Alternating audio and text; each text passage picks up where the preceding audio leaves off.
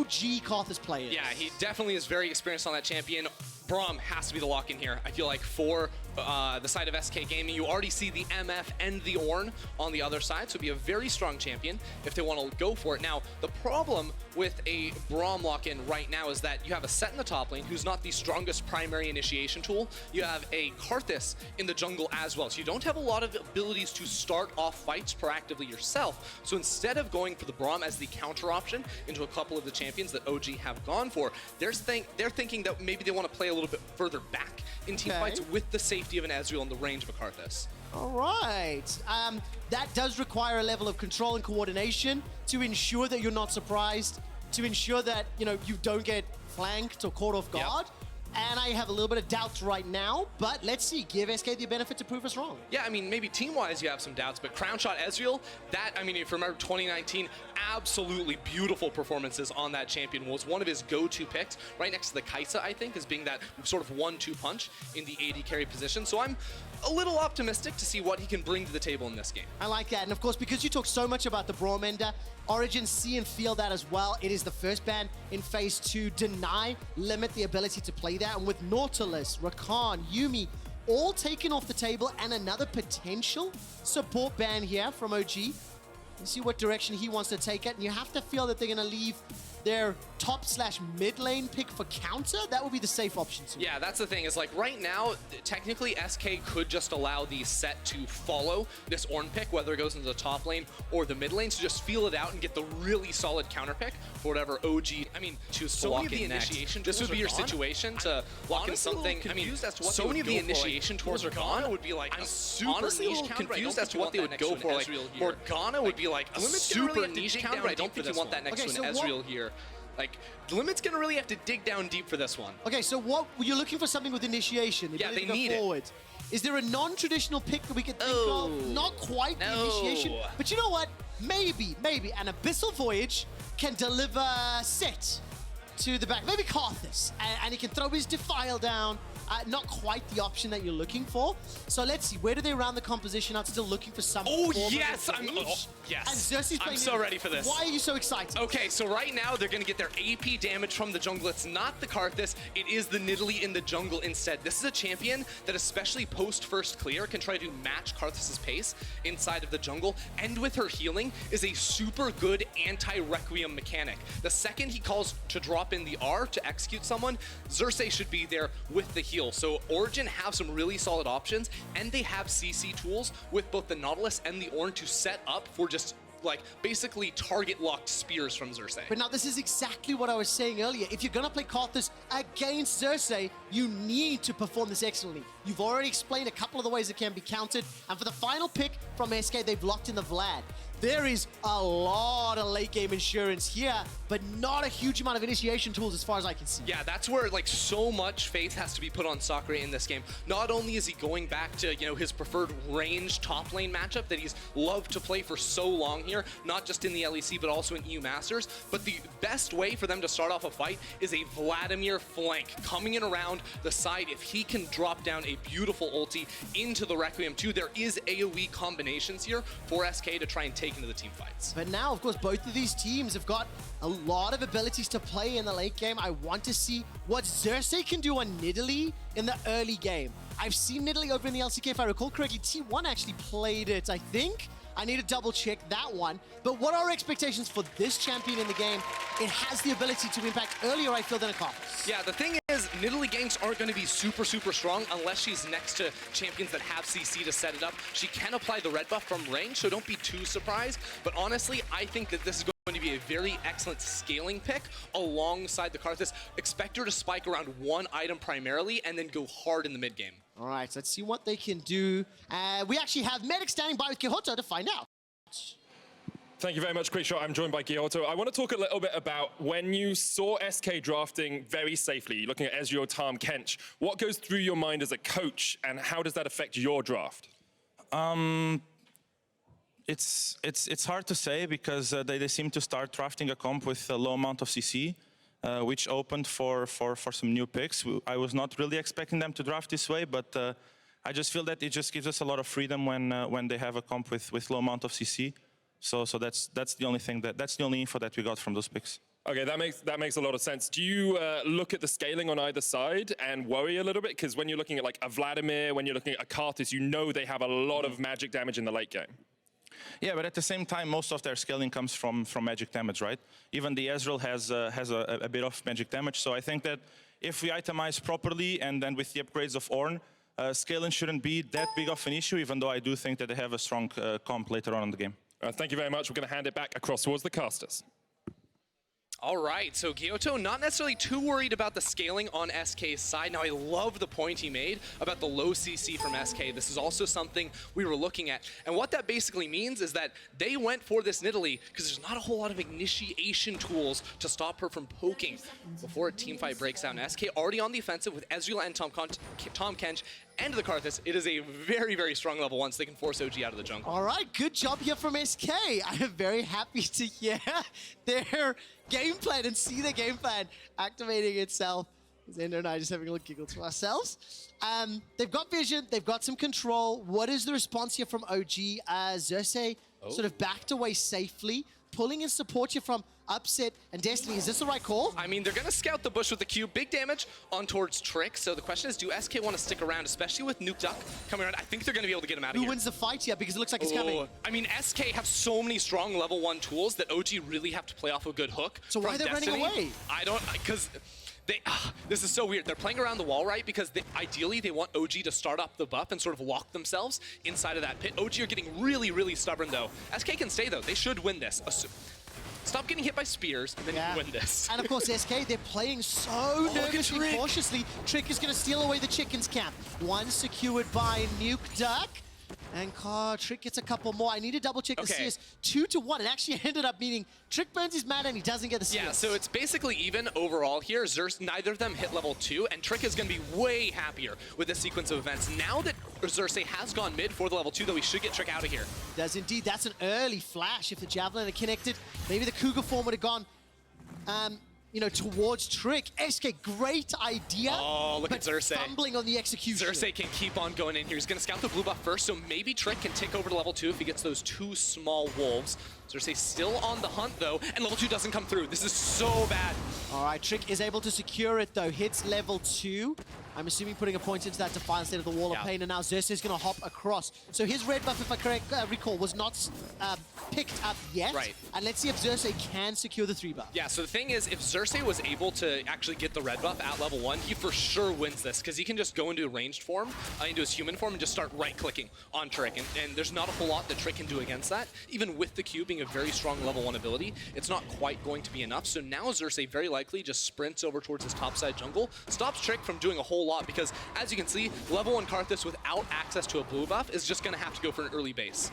He just doesn't have the mana. No, absolutely does not, especially after the additional spam on the enemy chicken camp, then following it up on your own.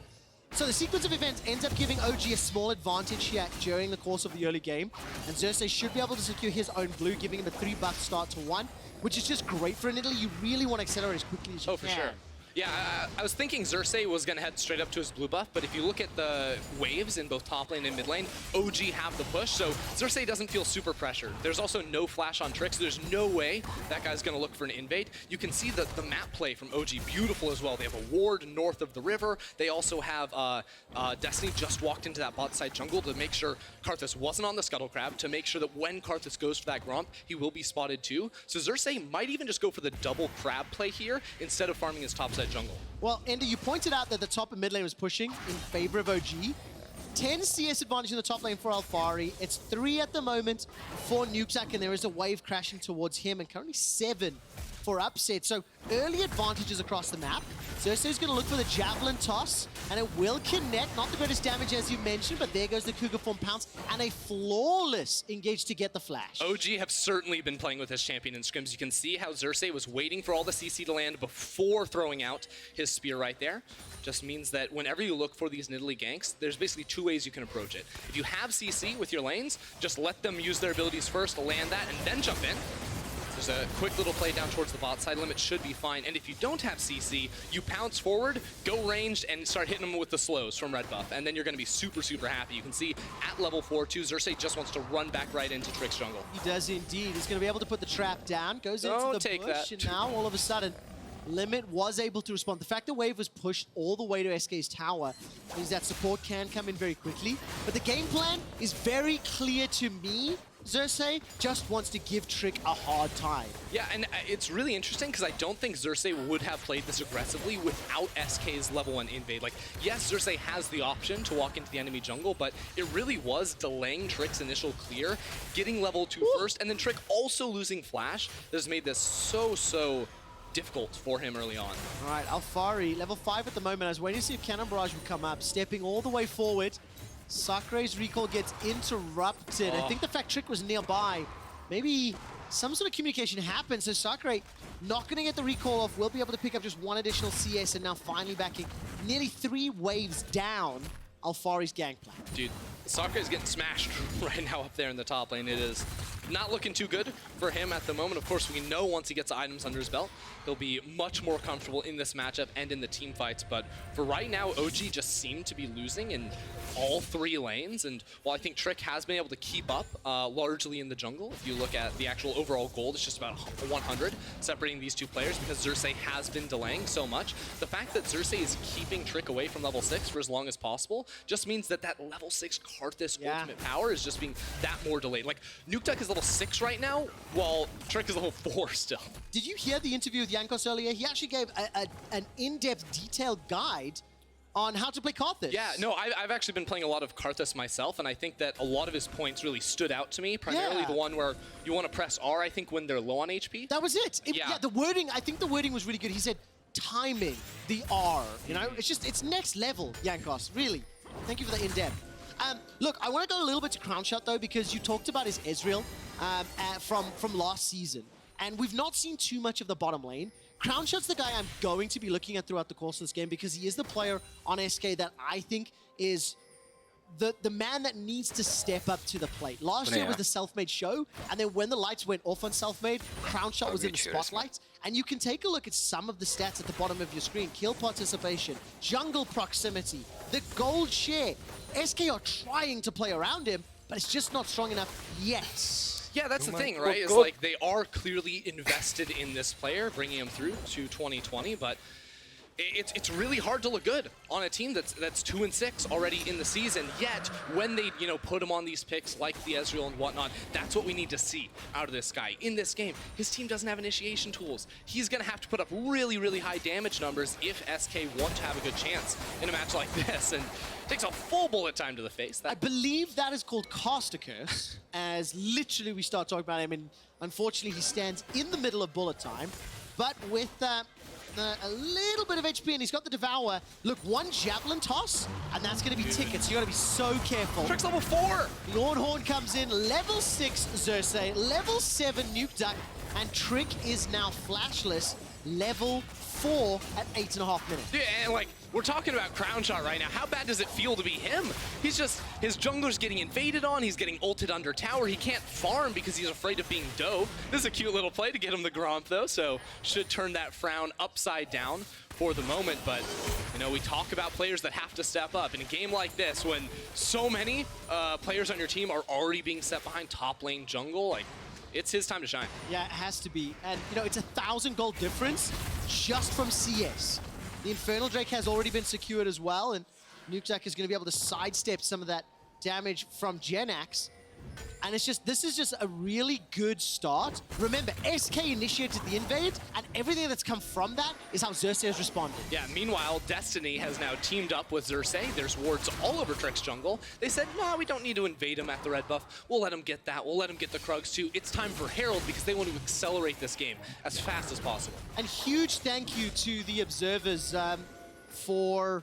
not even toggling the vision, but just taking a look at how they're going top instead. Out. And now let's take a look what happens here. The Rift Herald was interrupted, but now Sakure will be the target. He's burning down, and he will be able to escape with his life right now, holding on to the flash, but he did need to blow the ultimates. Yeah, right now OG are just trying to take full control over the map, and SK are lucky that it's OG don't have the Karthus, because he would just press R right now, and Sakure would be very sad. But even with Limit moving towards the top side of the map, OG still have full control, still will be able to get this Herald. This is almost a game where you wonder, like, should SK have looked for the 8-minute Herald swap themselves if they're losing in every lane, or do you value getting the solo EXP on Crown Shot bot side when all the supports have left a little bit more? Yeah, I get what you mean. And I've got a slightly, like, obscure question, so bear with me on this. Hit me. Right? The last time that Xerxes played Nidalee on stage was in summer of 2017, right? He won that game. So you're talking a year and a half, 2.5 years, roughly, right, since he's played it. Now, when you look at all the players, with the exception of maybe Destiny, there is a whole lot of competitive experience here across the board. What I'm going to get to is this. When you play with Nidalee, a champion that's not particularly mainstream meta, it changes the way you have to play. Now they're coming up against a new squad that has to react to this different playstyle. The level 1, their game plan gets thrown off. So all the experience, all the knowledge that they can lean on, combined with the fact that they've got all this like history to draw from, gives them such an advantage in a matchup like this. Yeah, I mean, it's very clear that OG's coordination as a team is paying dividends right now. Just Xerxes calling, like, I have the ability to run into the enemy jungle, him doing it constantly. You know, coordinating to make sure the CC comes out first before the spears, that's fairly basic, but all of these things are important on Nidalee because if you don't land the spear, she does basically no damage. Yeah, By landing the spear, by hunting your target, you get so much more benefits through the damage that you actually deal in your Cougar form when you do jump in. So these are the things that OG need to be aware of, and they seem to be so far. Yeah, exactly, and that's continue to build up. 11 minutes, that gold lead has only grown. 1,500 right now, call it 1,700 in fact. And the man that we haven't mentioned for a moment or two, Alfari, 112 CS to his opponent's 77. Earlier today, the analyst desk asked people to start talking about who their mid-split MVPs are, and I just want to give a potential candidate here. Highest KDA, high CSD, damage per minute difference is way up there.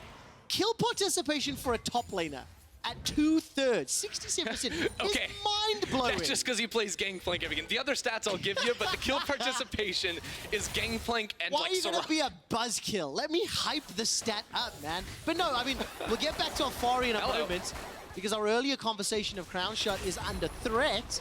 Xerxes is looking for the Javelin toss, and Limit and Crown Shot are dodging it, dodging and dipping and ducking. Limit gets caught by the Dredge Line. Upset puts a lot of damage out, but he's already used the bullet time. TV behind. It's been used. Teleport coming down, and Alfari stat padding with the ulti. Karthus presses on at the wrong time. Trick doesn't find the kill. The stopwatch manages to save up to while Destiny escapes. The Orn Horn comes down, and it's split between the uprights. No points secured. Now Genix is in trouble. The Javelin finds him, but they continue to escape. Nobody dies! And we will reset. Everyone's just throwing warning shots right now. Xerxes still involved, lands a big spear, but remember, Devour is there for Limit. He's just gonna keep looking for these over the wall, but the rest of his team isn't around. He's gonna have to back away from this at the end, but what is happening, Trevor? Dude, don't ask me. I'm gold. You tell me. Nevertheless, the chaos breaks out. And OG will peel back to the dragon. I actually am looking forward to a replay because that was one of the more entertaining, yet least rewarding fights that I've seen in a while. There was nothing rewarding about that, Trev. We just watched everyone miss everything for so long. And OG don't seem like they want to give up. They're right back in the jungle. They want that bot lane tower too. So at the end of it all, it is still OG out on top. And if I can theorize for a moment, Ocean Drake for OG is Trick's worst nightmare.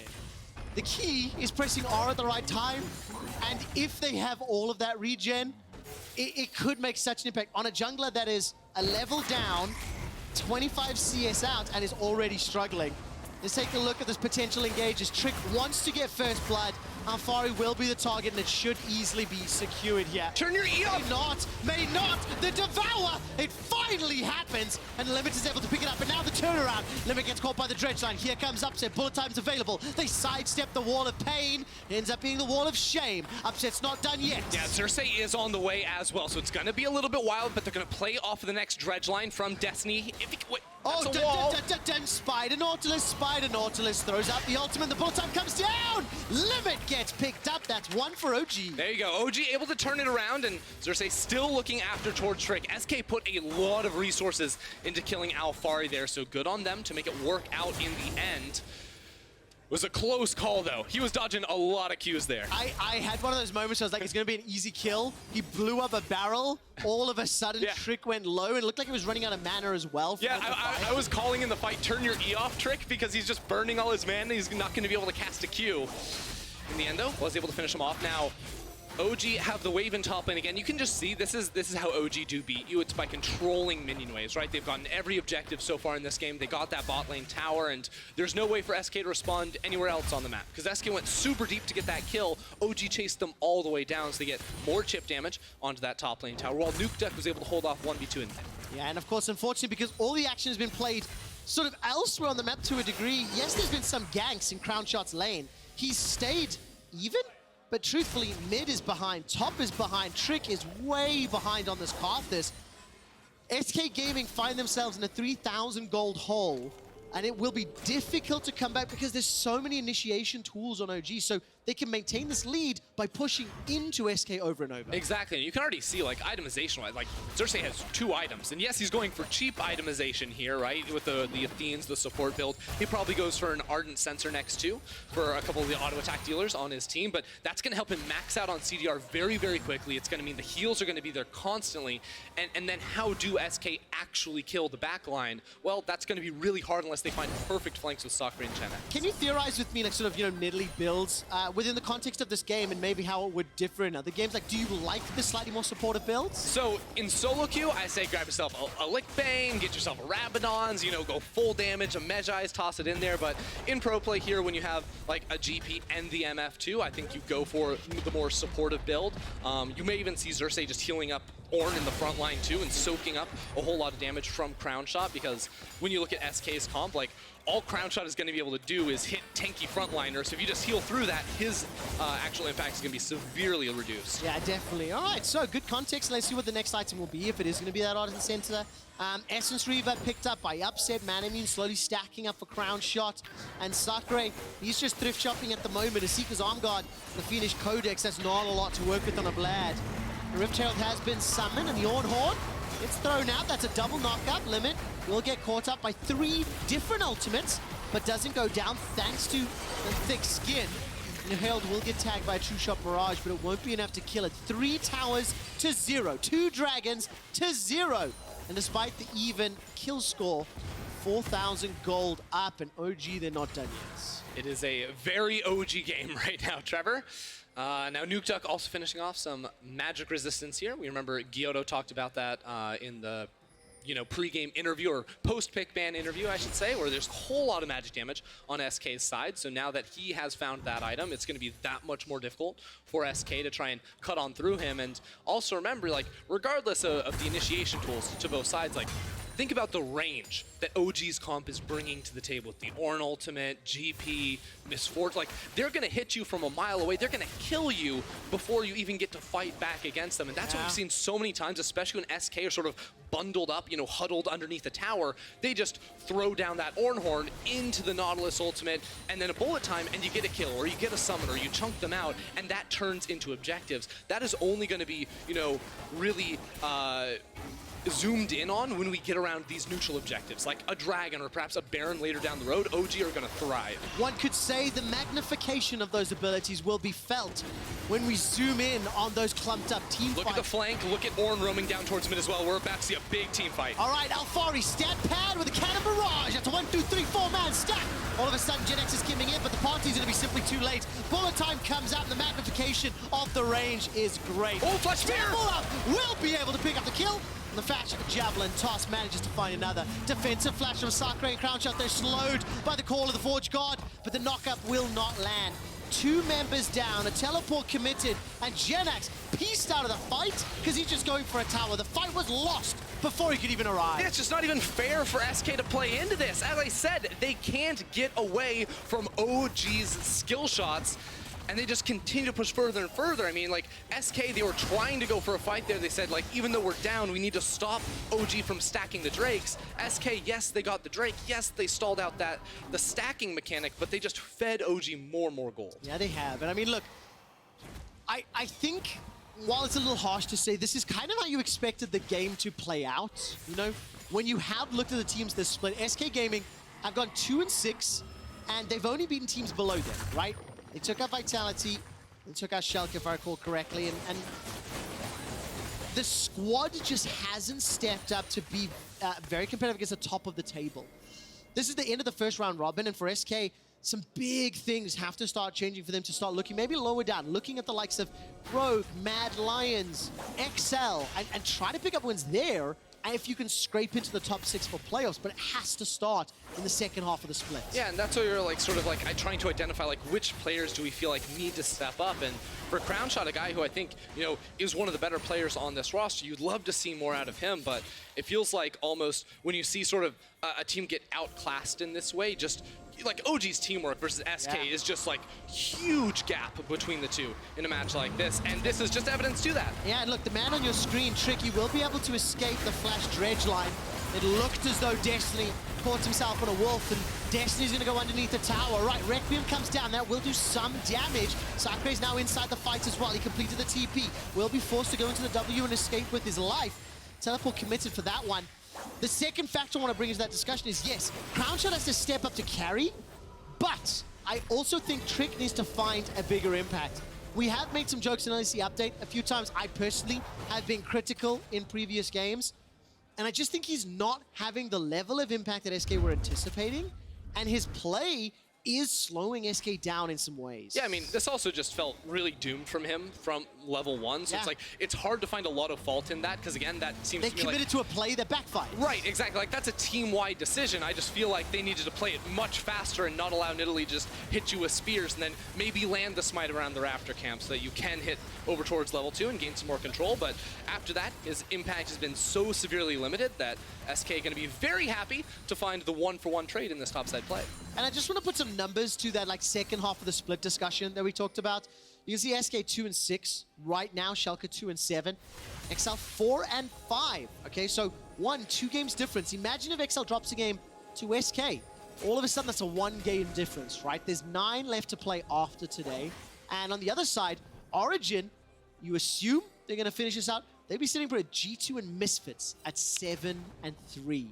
Holding on first place. I cannot believe Misfits are up there. Yeah, I mean, just to see, you know, those 3 teams and it to be that Misfits on the 5 or 7 game streak, going to be a big deal. But OG, sort of expected for them as they go to engage. Definitely the case. Once again, the Devour comes out, and now GenX gets stunned up, locked down. Bullet time does a lot. Oh my word. Give that man some air miles because he was flying. Nuke just sniped him out of the air, and OG able to continue also, on the advance. What are you meant to do? Put yourself in GenX's shoes. A long-range Ornhorn, a long-range Nautilus Ultimate. That just feels bad, man. Just obviously the jungle. Like, team is down like 7,000 gold too. Yeah, SK, hide in your base. It is nothing outside of there belongs to you anymore. You do not have any power, any say whatsoever in this game. Oh, even if it looks like you're at a numbers advantage, you're not. Slow-mo, slow-mo, slow-mo. Give us a slow-mo. Yeah. See? Air miles. He's going to earn a free upgrade and an instantaneous teleport back to the base. I really thought the payoff was going to be better on that. You're like, don't say anything. No, I did too. I thought there may have been like a dramatic move, but I got the slow-mo I wanted, so thank you. Nevertheless, Limit gets knocked up into the air next 1 to 2 times, every single ability, and he will just get burned down. That was the slowest moving catfish I have ever seen in 10 seconds before the next Ocean Drake. Rounded the previous oh my God! SK Dredgeline finds a target. GenX gets a lot of damage. Where's the support? He manages to do it. GenX gets some payback with a showstopper of note. The Requiem doesn't have enough to do anymore. The team is too far behind. It is like a chasing a losing battle. Now Sakura gets tagged with the long-range javelin. He's forced away from the Ocean Drake. All of a sudden, another one lands. Cersei sitting inside the bushes. Ocean Rift is the best for Nidalee. It is over now as Crownshot stays alive with a sliver of health, and he gets taken down. I believe the takedown, and all of a sudden, what looked like a great start fizzles to disappointment. Yeah, again, it starts with like multiple hooks here landing from Destiny on towards Limit. This is where I was sort of questioning, like, do SK realize how far behind they are? Because GenX is still not in this fight, so Limit just gets caught out and immediately goes down. And then GenX is like, screw it. I'll go back in again. Doesn't matter. They really want to contest that Drake. Do not want to give OG the third one around. And then with the jump on in and the 3-man grab into the true damage, repositioning the flash to get the true damage onto Misfortune. Like, that was a really solid play coming through from Gen X in a game that's just been entirely grim for SK. Okay, so Crown Shot and Gen X. These are the two we're looking at for the second half of this. I mean, look, that was a really sick play. I think it was a little bit of OG grouping up as well, right? But all credit to Gen X for seeing the opportunity. And I actually missed it during the play-by-play. I was very focused elsewhere, but I was Trick that actually secured that Dragon. So 2 Oceans on the side of SK. If you can, by some miracle, stall out for the Soul, maybe, but it's a 10K gold deficit. So, Trevor, do you think the second Ocean Drake is worth the Baron? Because that's what OG got during the replay. There we go. Right, I take that back. OG are in such a great position.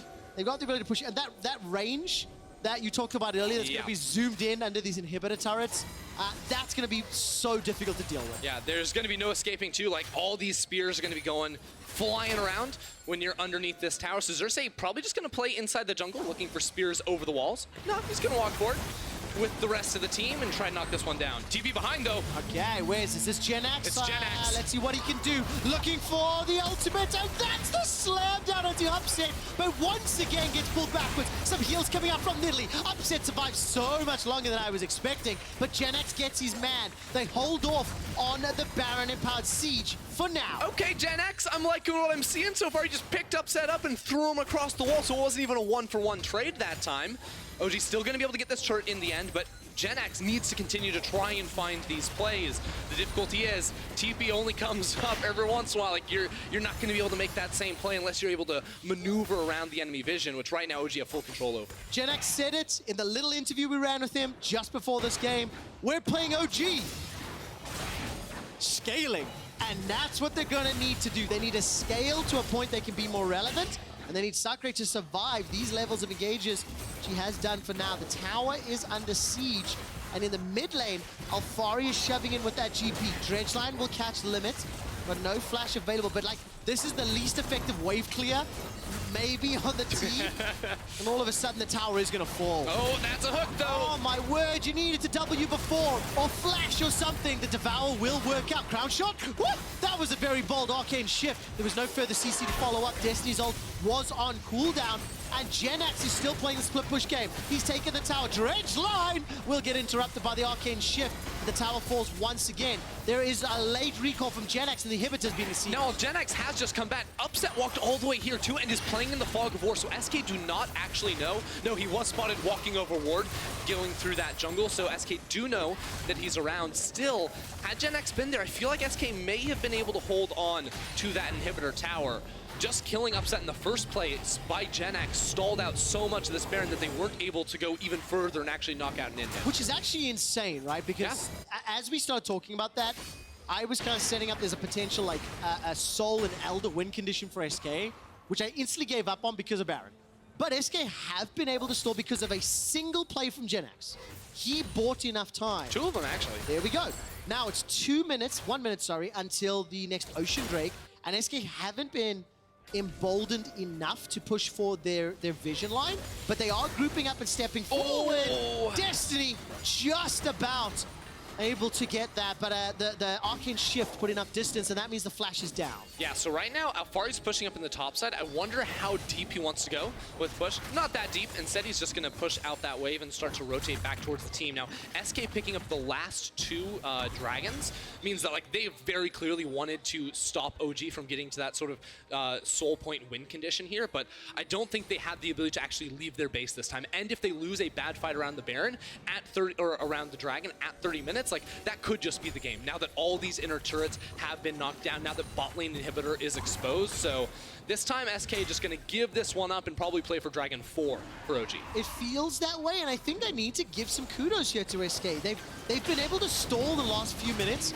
Like 10,000 gold lead at 20 minutes doesn't feel as bad at 30. Look, it's still a gigantic mountain to overcome. Yeah, and let's be clear, like, yes, SK have a lot of champions that scale well, but this isn't a game where we're saying, like, SK outscale, all they have to do is hold on. No, you're looking at, you know, the gangplank on the other side. You're looking at Ornn items too, right? So there are scaling elements to both sides. It's just right now, SK are like down full items or items and a half to their counterparts, so they do need time to get back onto an even close to even footing. And then, if they can do that, which is incredibly difficult, they then need another superior outplay from a Genax or a Sacre. But also, crucially, by that point, Trick's Requiems become a lot more valuable as we scale up. He's got himself the Void Staff. Sacre has picked up the Death Cap. You got 2.5, nearly 3 items here for Genax as well. But I think this next Baron could be the deal breaker. Yeah, you speak about items too. I'm looking at the QSS on upset because now how does Genax play the fight? Gangplank can orange away that ultimate. Upset can cleanse it away too. You don't want to hit the Ornn. Like, you need to find Nidalee somehow in this fight, I feel like, for Xerxes, or wait until a QSS is baited out until GP's W is gone too. So SK have to come to this fight very, very intelligently because one wrong use of that button and so much team fight power is just going to be wasted. Okay, what is on the replay here? Abyssal Voyage. Okay. To... Oh, get a flank TP ward. That's really cool. That is sick. That is really cool. Thank you, observers. All right. So here's the thing. Genax doesn't have TP and it won't be up to this Baron. Sacre does. And because OG's vision has been so good throughout this game, they would be able to see him come around on any flank realistically, but not that one. That one is going to be super, super crucial. All right, Crown Shot and Sacre, they have teleports available. TP for Genax is about 75% of the cooldown around. True Shot Barrage fired out just to scout out really what looked like the red buff bushes. Right, Baron is live. 3 minutes to Ocean, and the Soul is available for the grabs on the Origen side. Upset is stepping forward to clear out the Krugs in the top lane, and now the rest of SK. They will be very happy they're not forced to play Baron yet. Genax's TP is getting closer and closer. So this is the thing. OG don't really like to start up the Baron and have you fight them when they're already on it. They don't like getting chunked out from that objective. So instead, they're going as far forward as they can inside SK's jungle to get vision, to deny vision, all these things. They want to play for a pick before they actually commit to the Baron. Now that may change if SK don't take the bait, because there is the ability to try and two-man this. And as you see, they're trying to bait out blue, vision trinkets from SK. SK have a whole lot of those. They have one remaining off of cooldown on towards Genax. The second that is blown, that is when OG will turn towards the Baron. Oh, okay, so Genax is now open and available. Tons of traps, tons of vision. Here's the thing, look at this. SK are pushing mid, but OG don't have to go to the Baron. They're running into the top lane, and that inhibitor tower is primed and ready for OG to knock down. This is the experience we talked about earlier, of players that understand when you apply pressure in one location, if you have the ability to just rotate to another lane and get something more they want to fight this. But at what cost? Limit is going to deliver Crown Shot, but instantly Crown Shot runs away. Here comes Trick. Crown Shot goes over the wall. He's putting some damage down, but it's Sacre that is in trouble. That's a flash forward from Genax. A massive multi-man. Upset is blown up. Genax is the hero he's alive. SK needed. Genax somehow stays alive right there after getting an insane ultimate, sniping out Upset again. He is doing everything in his power to try and keep SK in this game, and it looks like it's just enough to stall out this Baron. Is it enough for SK to tempt and take it themselves? It is 30 seconds away to an Upset respawn, and he has the TP too, so they must act fast if they want to do it. He's got level 16 as well. Genax has got a gigantic backpack and is carrying all of SK for now. Xerxes, can he find the Javelin? Not just yet. And all of a sudden, there is a momentary breath of life. I am not believing it just yet. It is still a 9,000 gold difference. It is still a dragon lead. It is still vision superiority for OG. But Genax may just be the difference maker that can bring SK into it. Look, don't believe it yet, but start thinking about it here. Eyes on Genax, level 16 in this fight. He gets that ulti, doesn't do a whole lot of damage, but just him walking up here is enough to try and get in on towards Upset, who has the flash, mind you, but from 50% HP gets nuked. Then Limit is able to escort him out of that fight, and SK live to fight another day. The items are coming through. Crown Shot has 3, Genax has 3, Sacre is working on his 2. I mean, the numbers speak for themselves. Like, that was a 4 versus 5. Sacre did absolutely nothing, and Genax still pulling so much weight and giving his team more time. Now, this is the Ocean Soul opportunity for OG. Can Trick get it? All right, let's find out. Trick got the previous one. It'll be the third dragon for SK, and that will be secured. Trick's able to pick it up again. Call of the Forge God comes down, and Trick is the only target that's caught out. Alfari steps forward, he's looking for Sakre. Trick flashes defensively. Sakre is in the Hemo Plague. Not just yet, not going to do enough. Not going to be enough to bring his life back. It's not even a Hemo Plague. Nevertheless, GenX goes down as well. I completely stumbled over my own words, but SK get Ocean at the cost of what I anticipate being Baron, maybe the game. That's 3 members dead, 2 of whom for 40 seconds. Yeah, OG are just going to look to run this one straight on in here. They have the engaged tools to try and force fight. They have the tankiness with Ornn and Nautilus to tank the towers. They are going to push for the end, and the damage dealers from SK are 30 seconds away. It'll be a 5v3 at the Nexus towers, and OG have the tools they need to try and push this one through, but the wave clear is strong enough with Xerxes. Yeah, or, sorry, with Trick. With Trick on the Karthus. The 2 of us are getting tongue-tied because we're so caught off guard by this game. Now look, he's bought enough time for Limit to get back alive. Nuketech forced to dash away to safety. Crown Chuck can chase. Wait a second. GenX has TP in 10 seconds. His ultimate coming up around that time as well. You can see that the assist being pings. SK Gaming want to try and find him. I think OG have gotten further enough away though, so it won't be possible. Oh man, okay, but if OG stop Baron, there is a possibility. I believe the water's just been cleared out on the northern side of the mid lane river. GenX will be late to this party. SK, they don't want to commit to it. 2 inhibitors down. Baron secured. But SK, at 35 minutes, are snout with their 1 lost shot. Okay, look, SK, they've done a pretty good job of stalling for a long time when they were down so, like, they're down 12k gold still, and obviously this next push could be the one to break everything. But let me give credit to the fact they've gotten 3 Ocean Dragons so far. They get this one too, even with a very close smite. And what this has done, not only does it prevent OG from picking up the soul themselves, but it delays the Elder Dragon, the buff that would end the game, and allows SK more time to get their items to when they could potentially fight around that objective. So wait and see, can they stall through this Baron? If so, they have a chance at winning the game. If not, it's over. I don't like the if questions, but imagine if SK hadn't fallen so far behind early. Imagine if Xerxes wasn't able to delay Trick so heavily.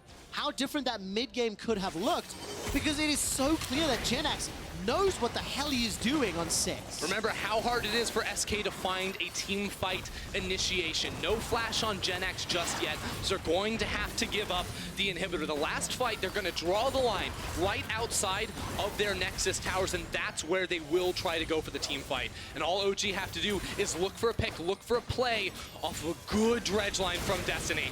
Okay, running! GenX will get to you soon, but I think the fight is already over. Let's find out. Oh! Upset with a QSS flash! Instantaneous! That was a thing of beauty! And the Requiem does nothing. That outplay from Upset is the definition of this game. Within the following fight, GenX and Trick go down. The rest of SK are running for their lives. The superiority of Origen is on display. And despite a heroic effort from GenX, OG win the game. OG are definitely going to go back and look at that one too, because they had such a big lead early game. So flawless from them. Things stalled out for a little bit around the mid right there, but it felt like even with some bad fights, they held on to control. It was just starting to slip, and that's when they, got back down to brass tacks and knocked it out. I really like the fact that GenX can just demonstrate the impact a single player in a deficit, but with, finding the right target, finding the skill shots, what it can have. Unfortunately, it's just not enough. The team was so far behind that it was a delay of the inevitable. Yeah, and also, eventually the itemization is going to make you irrelevant. When the enemy MF picks up a QSS, a GA on top of that, there's not a whole lot you can end up doing right there, regardless of how hard you do try. And believe me, he tried really hard. Yes, he did. So that sets the scene looking forward. We've already talked a little about what SK have to do. We turn our attention to OG, tied at the top of the table with Misfits, 7-2, if I recall correctly, both of whom. So they finished the first round robin. Quick update on Kia Player of the Game. Head over to Twitter at LEC and vote for Alfari, Xerxes, or Destiny. You can figure it out. For me, the play of the game was that QSS flash. It looked so good. It was I know it's No, not forget that. that. It was Gen X. It was Gen X getting the snipe 1v4. Do you know what? I actually think I was more impressed by the upset. Even though it's a simpler play, it just looked so good. Sure, I mean, hey, it got him the win at the end, and that's all that matters when all is said and done, Trip. It did indeed. We're closing out the day with a bang as Fnatic and Rogue face off in Game 5. Before that, Alfari looks back at his first round robin, and Xerxes joins us for Bigs and Bans.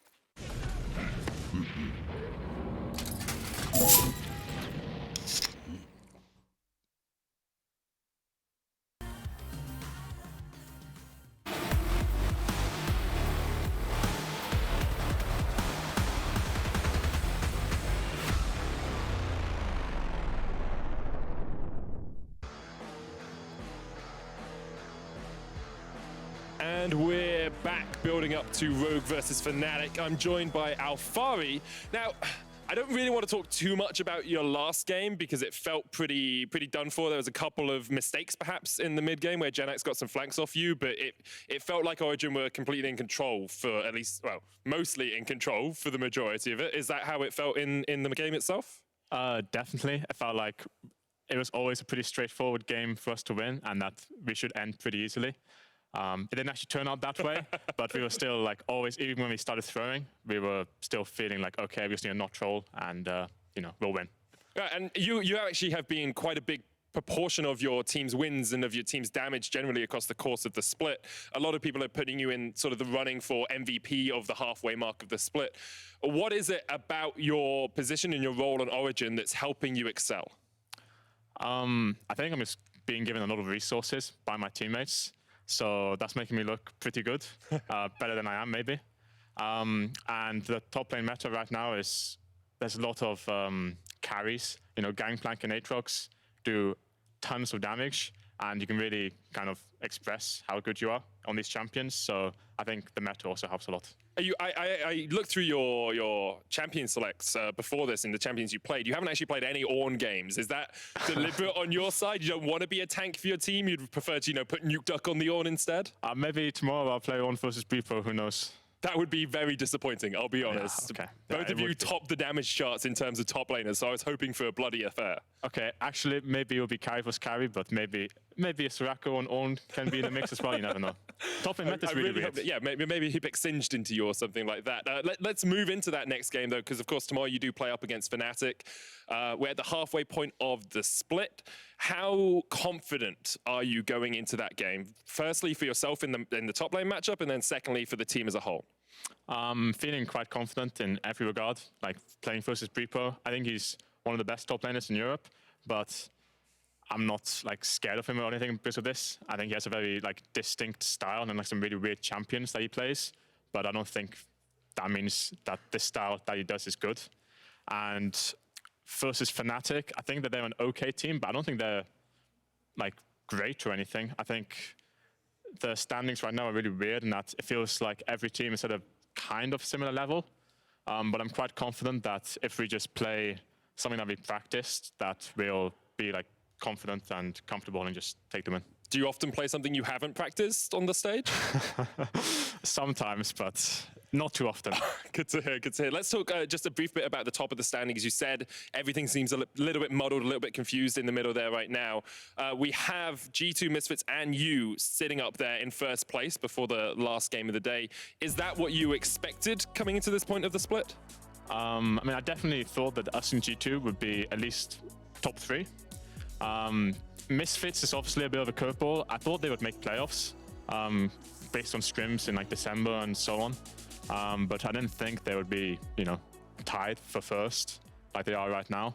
So they've definitely been playing quite well. I think Razork and Denik have been performing like way above anyone could have expected.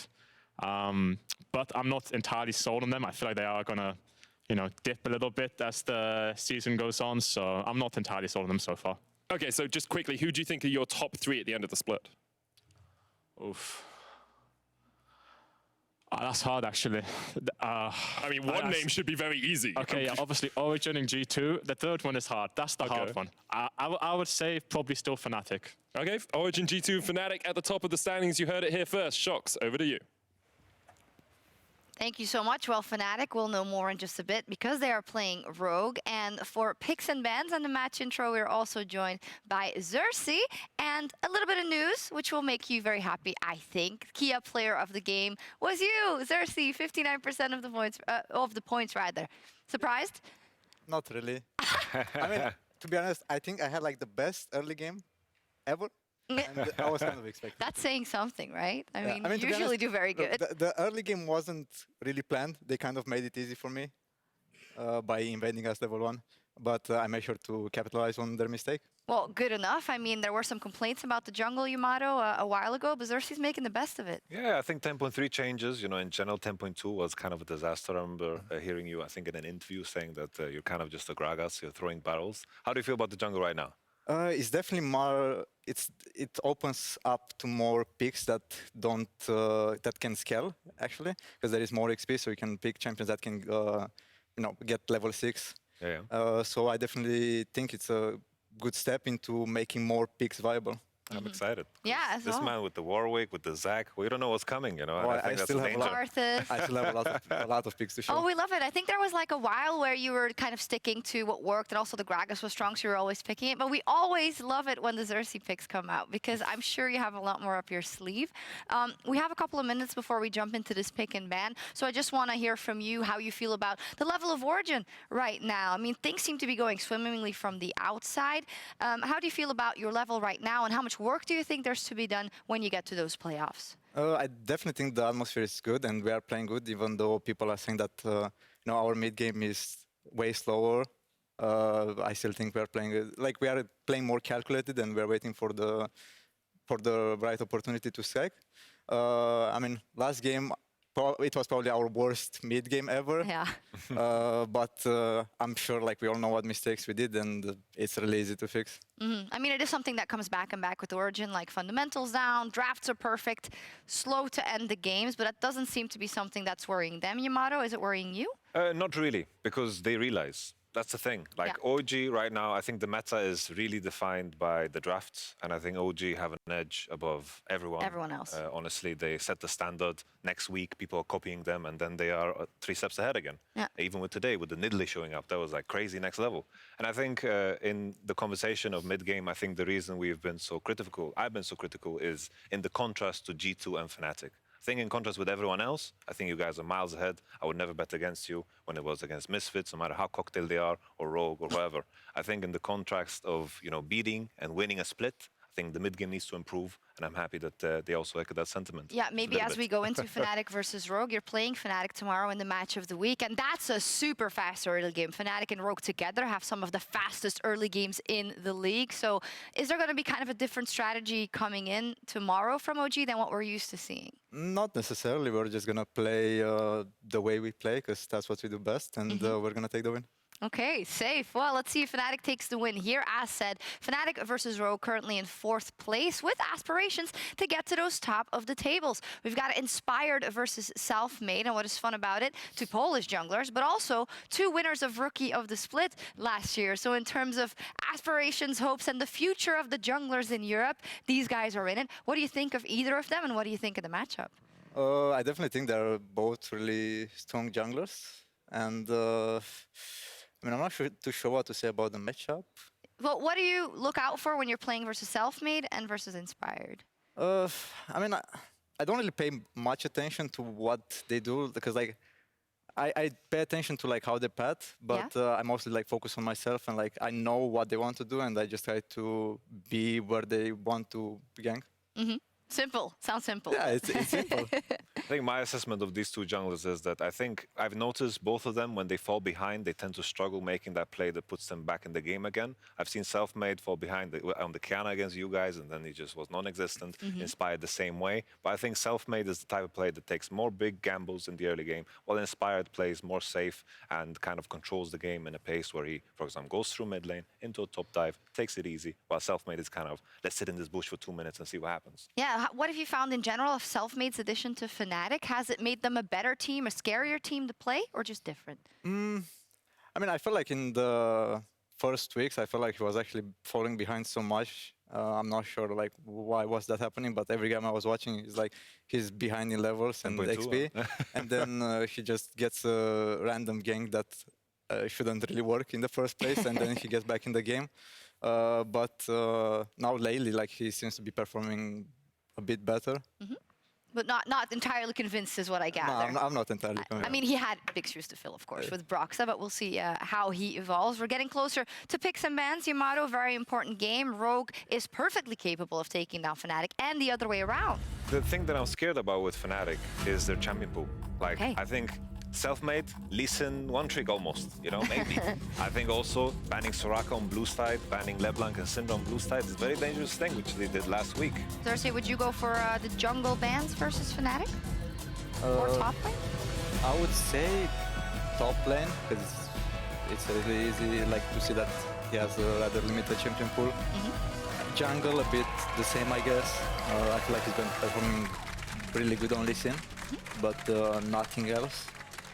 And then I don't know about Hilly, like you can just let him play something that cannot escape, and then he's somehow gonna throw himself into you. In the fight, yeah, that's what we heard in the Match of the Week video as well. Let's see what comes out. A couple of bans already on the board. We have the Pantheon, Aphelios, and Yuumi, and then Soraka and Gragas so far for Fnatic. I just want to see Fnatic start picking Zyra Khan again, because I think this lane is so broken. I sound like a one-string banjo, you know, I'm just singing the same note over and over. Zyra Khan is OP, and I think Fnatic were one of the best ones ever. And right now we have only Misfortune Zyra Khan open. I think that's the way to go. Where would you think the priority is going to go for the first pick for Rogue? Let me think. Which lane or which champion? Okay, I mean, I was not expecting that one. No. Is it flex though? Hansama APs? Yeah, I think it's a flex, yeah. Okay. Hansama used to, I mean, I think he did play it on stage in the past, so that is definitely a strong flex. I hope we still, you know, Syndra, speaking of Zyra Khan, the interaction is quite good for her. If she lanes with the Thresh, for example, she can easily deny the Zyra Khan combos, so that maybe limits the options here. Yeah, we're going to see here what they go for. We have an Ornn lock-in. Of course, we've seen a lot of Ornn mid, and if I know Bwipo, I would rather think it's for Nemesis, but you can never know, of course. Yeah, I mean, Bwipo has played it in the past. He has. So, yeah, it's definitely like a really strong pick right now, and the fact that you can flex it between top and mid, it makes the champion like even stronger. So, like here, they should just flex the Ornn until last pick. Yep, we'll see if they do, and it could be that Yamato's dreams come true, or the half of them at least. Yeah, I like it. The question is, will they last the third pick Xayah here? Because usually you lock yourself in, but I like the Rakan lock-in first, because usually teams did Xayah, and that means you have to pick Rakan, which makes you more predictable.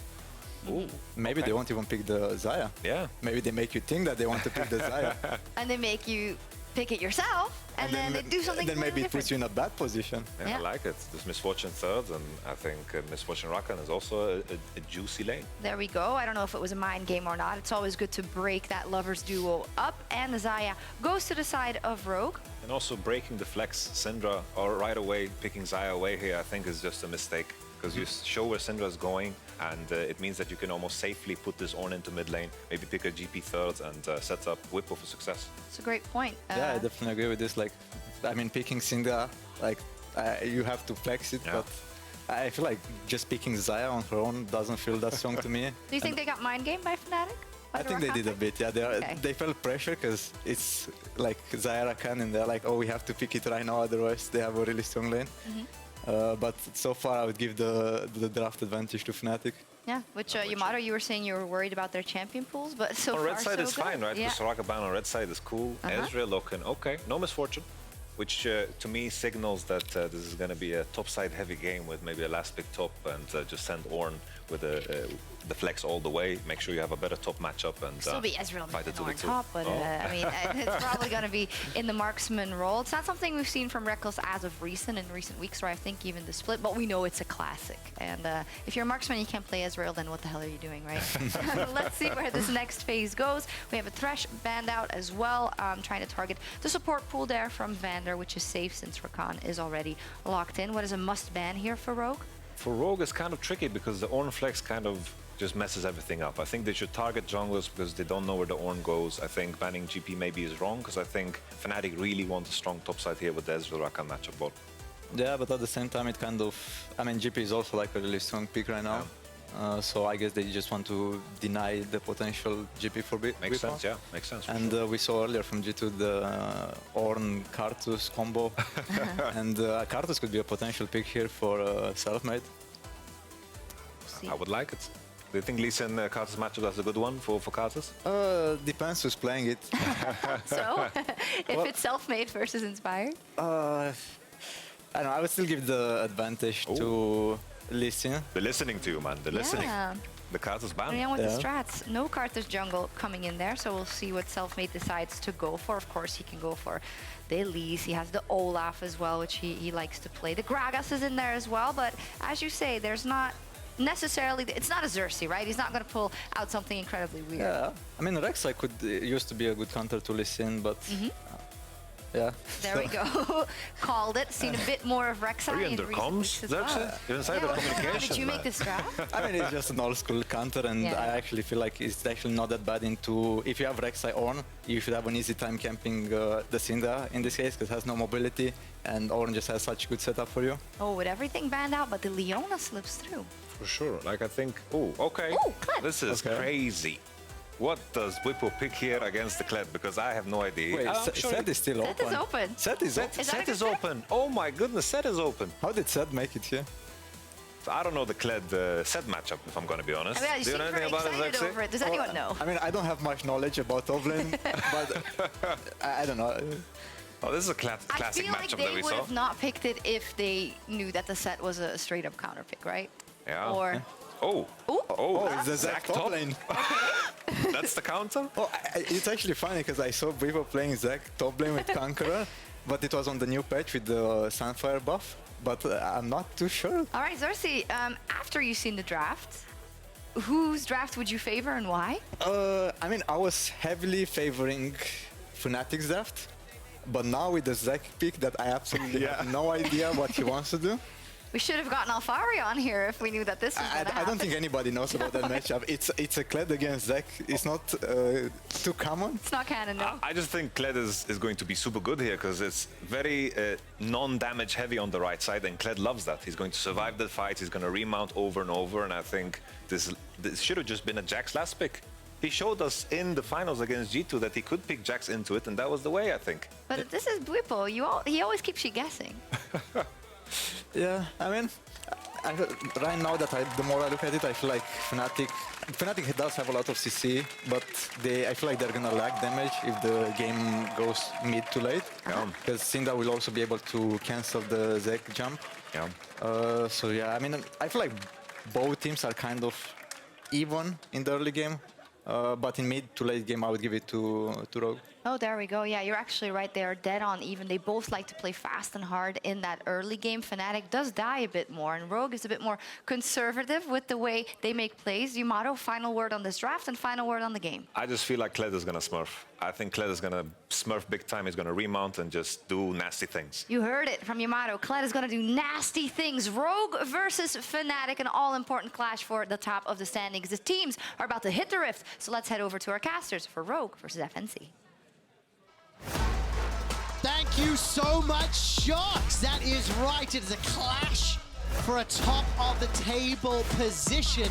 Right now, whoever wins this game will be able to sit in sole control of second place. It's a battle at the top of the standings, and honestly, the only battle I want to watch is the top lane battle. Kled versus Zac? Are you kidding me? Oh, I love it. I love it, Trevor. Honestly, like, Finn comes into this, and if you don't know, Finn used to be a Kled one trick in solo queue, so he knows the ins and outs of so many Kled matchups. Yet, somehow I have a sneaking suspicion he is not an expert on Kled versus Zac in the top lane. I don't know. A lot of one tricks, know a lot of matchups, but not against a champion like this. Now, I just did some digging because I heard Xerxes say that he saw Bwipo was playing this in solo queue, so this is going to be Conqueror on the Zac. He is able to stack that up over time. Think of it like, I guess, like some Dr. Mundos I've seen go for the Conqueror, but these top lane tanks that have innate healing that can stay in fights for a very long time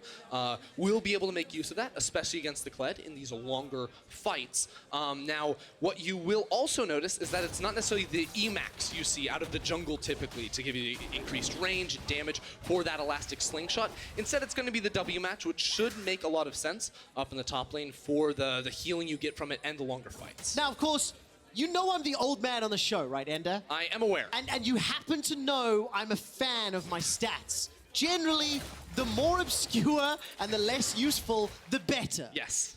Do you know when the last time was we saw Zac top? Season 4. Oh, my man, you are so young and so wrong.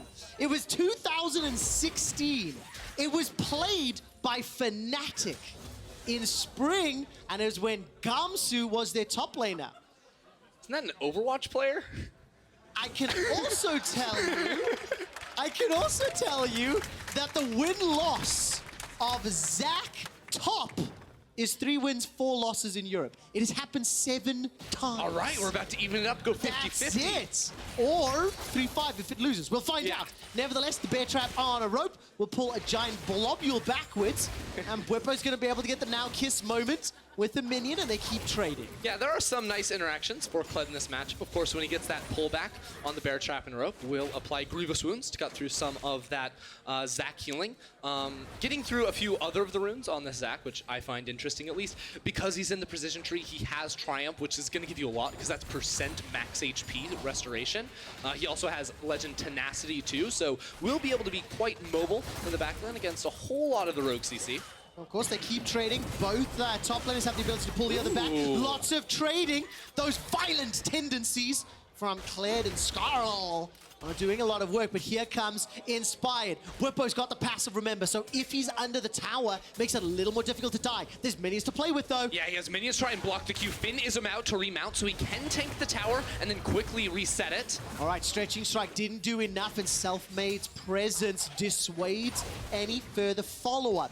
While we are very excited about this top lane, let's very briefly look across the rest of the map. Syndra versus Ornn, boring farm. Bottom lane, let's go, Ender. All right, well, bot lane, it looks like Rogue maybe want to go for a little bit of boring farm, at least for now. It is teleport, and as I say that, of course, Vander will go ahead and get the jump on through here. It's going to be rather difficult, I think, for them to make a whole lot of proactive plays, pre-level 6, primarily because of the mobility of the Rakan and the Ezreal. So even if you land the E on Leona, which isn't going to be the easiest thing, usually what we see in this matchup a whole lot is that unless Rakan jumps forward, he's not going to get stunned by this Leona. So it will only be towards level 6 where the kills do unlock, primarily for Rogue's bot lane, but even then, Reckless has the cleanse, so it won't be the easiest thing. Okay, it makes a lot of sense, and of course, talking about Rogue early game and the ability to make plays, Vander stepping forward, one of the things that I've been exceptionally impressed by is there are a lot of statistics that point out how strong Rogue are. On the graphic, you can see goal difference at 15 minutes, 1.5K. Then if you look at times that this team has spent with a major gold lead, having the majority of the gold in the game, 38% of their time. Finn will get pulled backwards, but that's not all. First blood percentage, 75%. First tower, 87%. Look at Rogue pushing all the way into the bottom lane. I'm not done. Oh, keep going, sure. Dragon, 87%. All of these other categories first. Team deaths and gold difference, like, this is a team that has the lowest deaths, the highest gold difference. They might just have the strongest early game in the league. I think you just said that they had like everything and they were first in just about all of it. So, I mean, hey, if you look at how they're playing this early game so far, it definitely lines up with that expectation. I think especially out of the mid lane, you almost always expect Larson to be picking up a gold lead. Very good at getting those last hits there and winning early on in the matchup. And I think with the change, bringing Hans Salman into the roster too, you have a stronger bottom lane. So this team in the individual lanes has looked like they've leveled up throughout the year. And even with plays like we just saw with Inspired and Larson, looking looking for the rotation to the bot side, they got a turret plate. They denied Reckless a whole lot of farm, so it's a very good look for them already. It really is. Finn is going to chase all the way onto Bwipo. Bwipo needs to use the elastic. He hits 6! Charge is available, but Finn decides not to use it. He flashed for the chase. It forces the flash out of Bwipo. Yeah, Finn really wanted to go for that kill, but he knew his jungler was on the bottom side of the map, so didn't quite end up pulling the trigger right there. Still, he is crushing in this matchup, right? You know, I think with the Q, he's going to outrange Zach early on, especially. He took a lot of favorable trades early, even with Fnatic trying to make moves. Now, Nemesis has ticked over towards level 6, so they have more options. There's no flash onto Finn. All right, 20 CS advantage in the top lane, but it will be even out by around 10, as Bwipo should pick up most of those last hits. 10 CS advantage for Larssen in the current matchup. Syndra versus Ornn. And Finn is going fishing. Let's see if he can do anything. Just remember, the Zac passive under the tower, and Selfmade has the ability to sneak in and shadow this lane. Yeah, Finn's not going to go too crazy here without a jungler around him, so just has to be careful of a potential gank. Zac is level 6, but it's not the kidnap ultimate anymore. It went all the way back to that old one where he just bounces around and knocks you all sorts of ways. Now, if we're looking at this Zac pick a little bit more, it's very clear he's not winning lane, right? Finn already with a big CS lead, has the Tiamat 2 against a couple of Ruby Crystals for Bwipo. So let's examine it in the overall composition from Fnatic. Fnatic love to play these comps that have a lot of dive tools. Think of the Rakans, the Ornns, the Lee Sins a whole lot out of the jungle for them. They like to go forward. So in a game like this, you're going to have Nemesis, Bwipo, Hylissang all trying to attack Larssen and Hansama. And if they can get those guys out of the fight early on, that's going to be a really good looking fight for Fnatic. Yeah, definitely. And of course, Hylissang on a high comfort champion, and Bwipo is about to get solo killed. Or not just yet. Let's bounce, and the unstable Mats is doing a lot of work. Dismounted, the minions are helping out. Finn now needs to kill the globules, and this should just Nemesis be a can matter TP if he wants to use it. Time is going to start to TP. This will delay it. Bwipo comes back to life. Finn isn't done yet. Call the Forge God comes out. The Mount is first blood goes to Nemesis. The TP to the passive blob, that was dirty. The bait right there, waiting all the way so that Finn tries to stick around to finish off Bwipo after he gets the revive off. Finn had been crushing in this matchup for so long, but Fnatic with the jungler, with the mid laner roaming on up.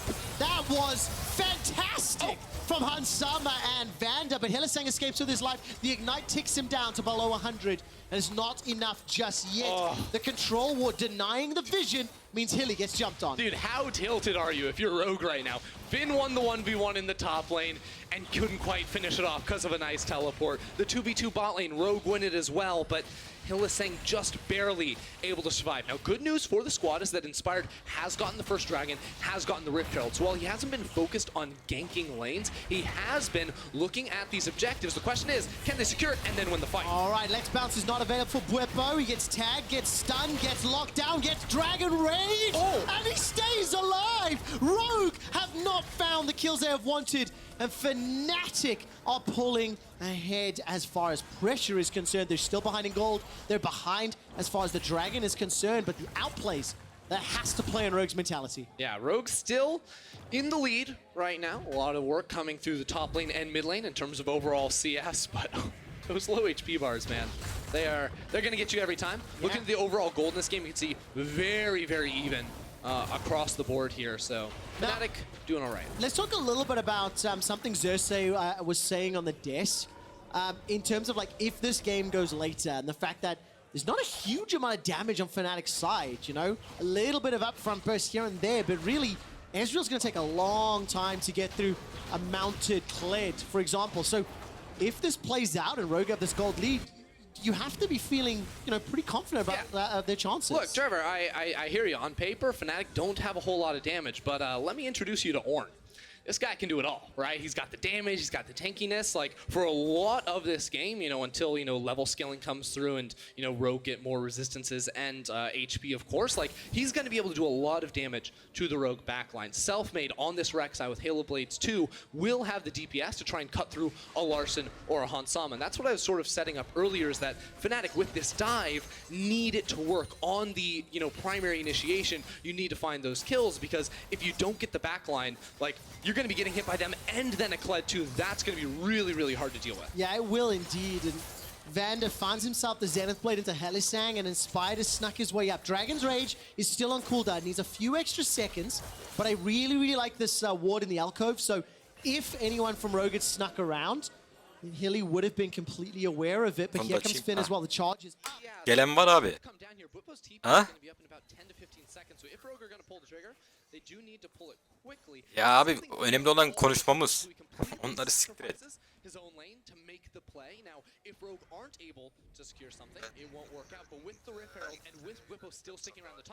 Abi İngiltere'ye yönelik yaparsan çünkü onlar da sunuyorlar İngilizler. İşte orada şey olabilir, sorun çıkabilir. Şu kıza yaz... Ha? Yapayım ya anasını satayım. Onu da yapalım anasını satayım.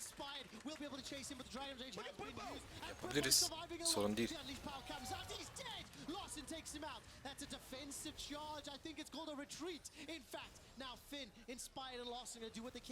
Ya bana da kız yazıp duruyor.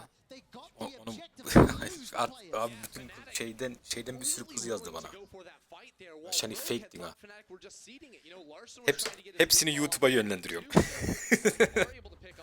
Ha? USA News'e abone oldum ya. Abi oradan bir sürü Freundschaftsanfrage geldi hatta. Ya Vollgas halt. Das sind wahrscheinlich Fake Profil, aber scheißegal, hepsini şeye yönlendiriyor. Buraya gelin buradan yazın diyor. Abi yazışıyorum şu an. Bots olamaz yani. Şeylerime cevap veriyor ya.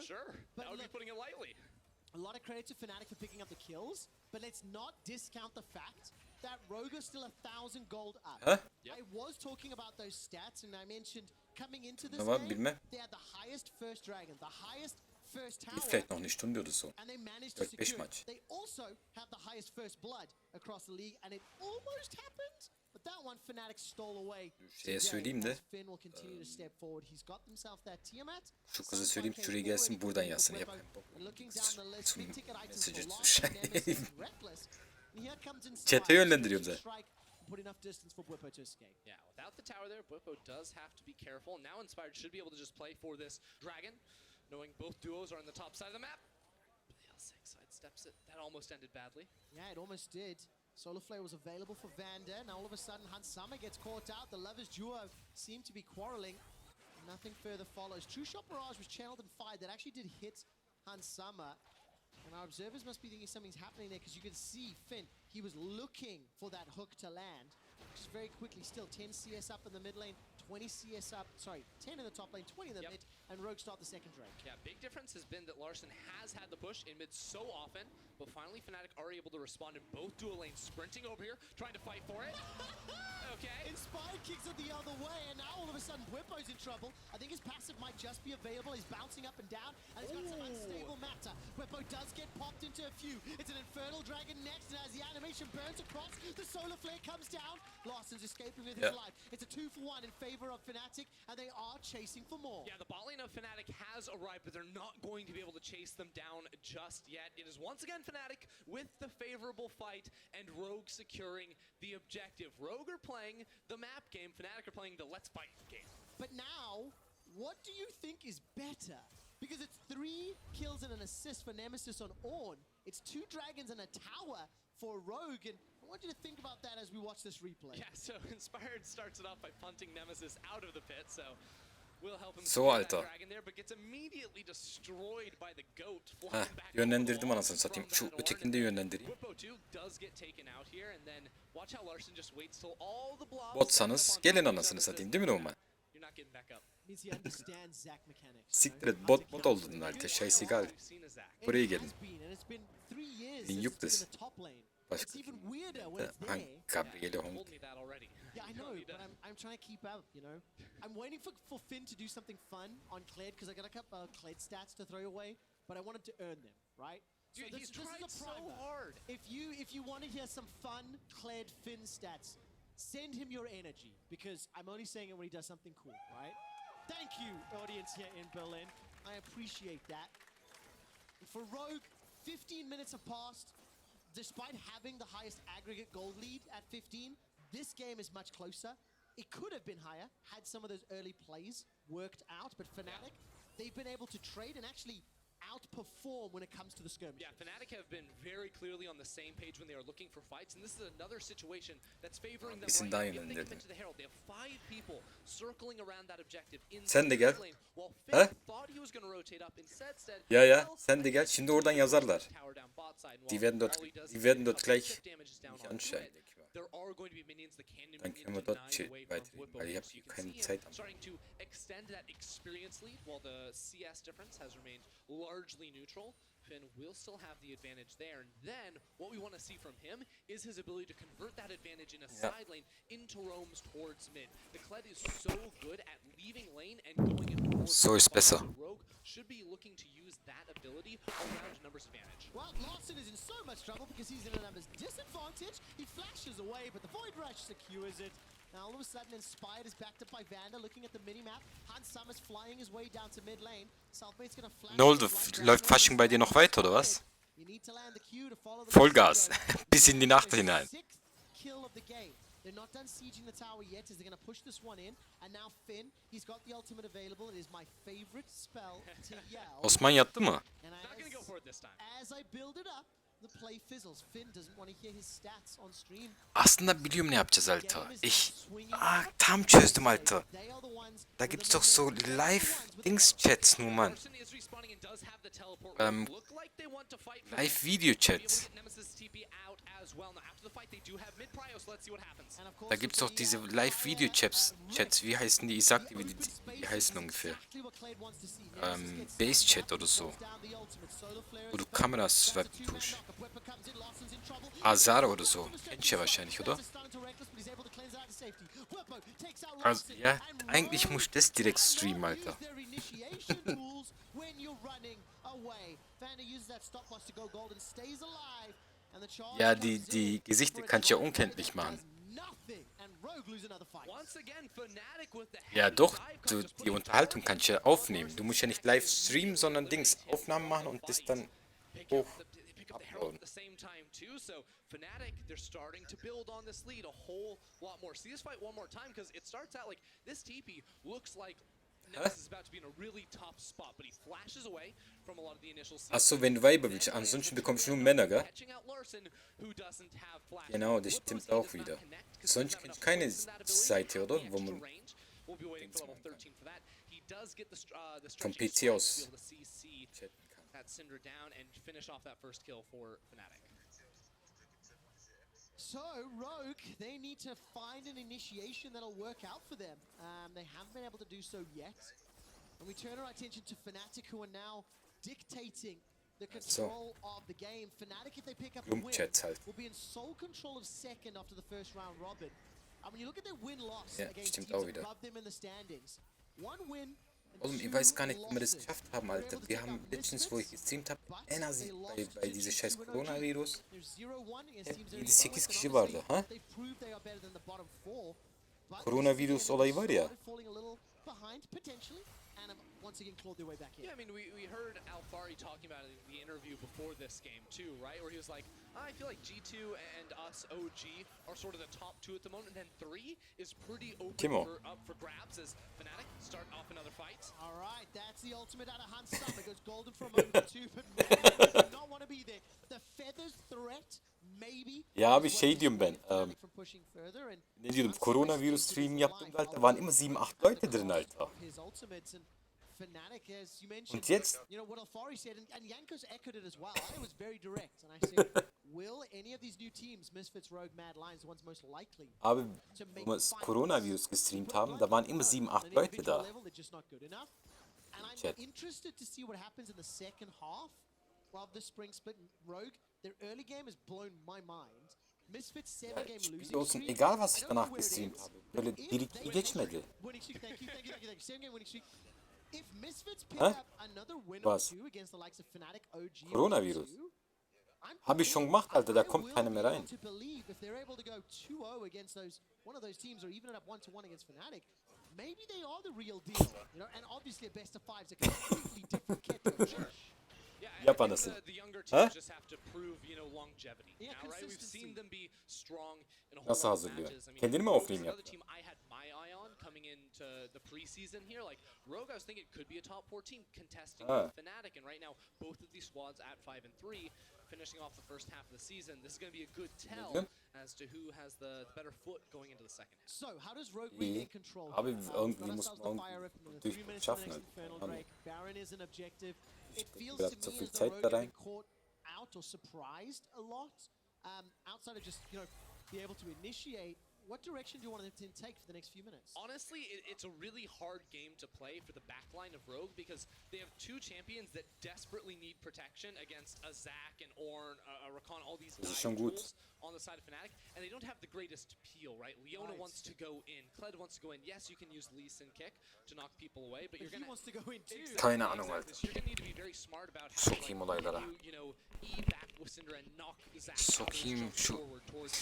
Sokayım bu olaylara alternatif. Down for Larson. You need deep vision to be able to spot out potential engages. And then just execute in these fights, especially Osman nerede? Penta şu videoda. Hadi de Penta auch den ganzen Tag weiter. Might just be killing himself. It's like two brothers fighting where the older brother just keeps smacking the younger brother with his own arm. The Thornmail and Sunfire Cape is doing a lot of work. Früşik koyuyor adama. And Larson Abi dedim. They waited in the wings. They saw him coming down with the wall. Zaten and ya now has got support to force Pwippa to flash. Yeah, Pwippa has to flash away. Now Fnatic are gaining pressure in both top lane and mid lane, but it's not enough to deny minions or start hitting a tower or anything like that. So Rogue find the nice pick, as you said, with Vander sitting inside of that bush. And now they're going to be able to go back, pick things up, get some control back on this map. And that, as you were asking earlier, is how they start to get back into this match. All right, so get some control and then make the decisions. Look So. at the minimap and pay attention to when Larson and Vander. Şey konuşmamız şeyde de çıkıyor yani live stream'de de çıkıyor söyleyeyim haberin olsun. Yeah, Finn's fighting a losing battle right now. It doesn't make much sense for him to keep on trading here, but baiting in. İsim verme diyor. Actually, I missed the fact that Selfmade flashed as well. So 2 flashes and a kill. Oh yeah, see, Aslında var ya şimdi. That's it. Thank give you. it to me. Ha? I didn't see that. Maybe not cool. I mentioned it, guys. Like, the fans believe me. I want. Eigentlich muss ich das aufnehmen, Alter, uploaden und. That's when he sees the footsteps. And he only saw the one, so he thought it was just Larson. Go. Not that it would have made a big difference. I think he still dies. I accept the fact I didn't say the Rek'Sai passive gave someone away, but like I can't see that animation. So nevertheless, Fnatic. Klar, Alter, Nachtumzug voll Bauernfisch, was will ich da nur sagen, Mann? It's 1,000 gold up. It's 23 minutes in. 0-0. Ja.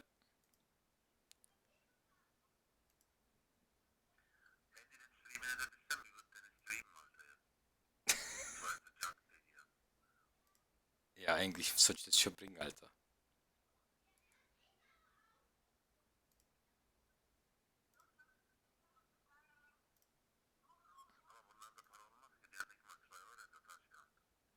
Ja, die sind voll besoffen, Alter. Und keine Ahnung, Alter. Weiß ich ja Fasching, oder? Die kann ich alle Hasen geben.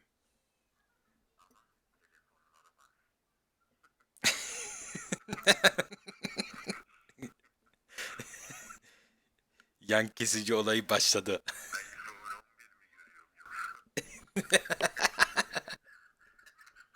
Die kommt vorbei, Alter. Eigentlich muss ich das auch noch aufnehmen, Alter, mit der Spring Split.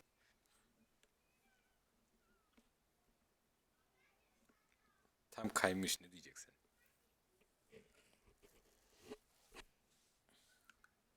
Bak yönlendirdim, geliyorlar mı dangalaklılar? Weißt du, warum die nicht kommen, Alter? Götleri yemiyor. Ha? Hab ich doch schon. Ya. Sen de yap, style'ını yap sağda solda bir bakalım. Hem live konuşuyoruz ya belki bu sefer bir bok olur herhalde.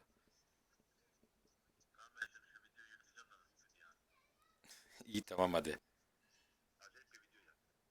Hadi bakalım. Kıracaksın ortada. Hadi ço.